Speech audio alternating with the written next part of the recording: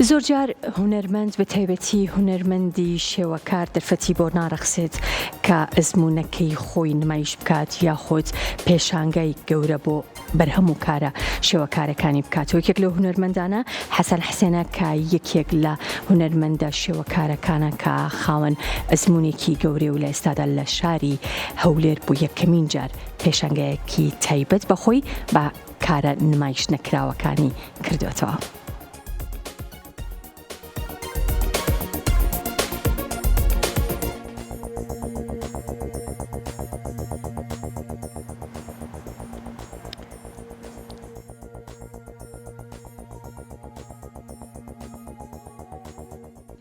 بە تێکەڵاوکردنی هەستی مۆسیقیەکان کە پاشخانی جۆرە و جۆریان هەیە تابلۆی دروست کردووە.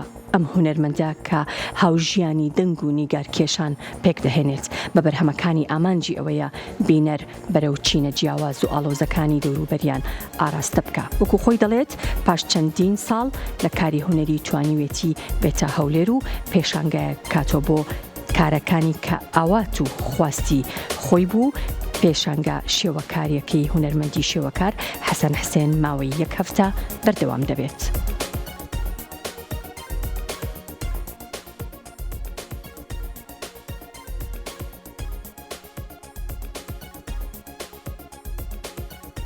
یەکەمین ئەستیم کوردستان و پێشەنگا هەمیژی یەکەمینە.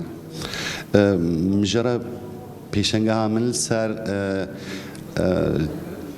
موزیک و رسم یعنی شێوەکاری و موزیک علاقاوانە هەڤڕەچیە لەسەروێ ئەز مژل دەبم. تقریبا 6 ساڵن ئەز موزیک و هتار دکم و وی موزیکێژی درەسمینم. ئەو دنێرن لەسەر سکێچی هەیە و لەسەر سکێچ و لەسەر کانڤاس مەزنجی ئەو بەرهەمان هێنا. یعنی موزیکژی جدا جدانە، موزیکا کوردیە، موزیکا کلاسیکیە، موزیکا فۆلکلۆریکیە.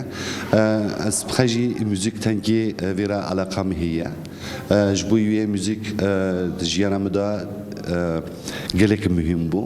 Min xwest ez tiştekî nû mijara ku nû dest pê bikim. Lê rastî min dest pê kir, min nedizane bu 6 sala berdewam bike. Hin jî xeles nabiye. Ew li ser wê pêşengeha min a Kurdistanê yekemîn e.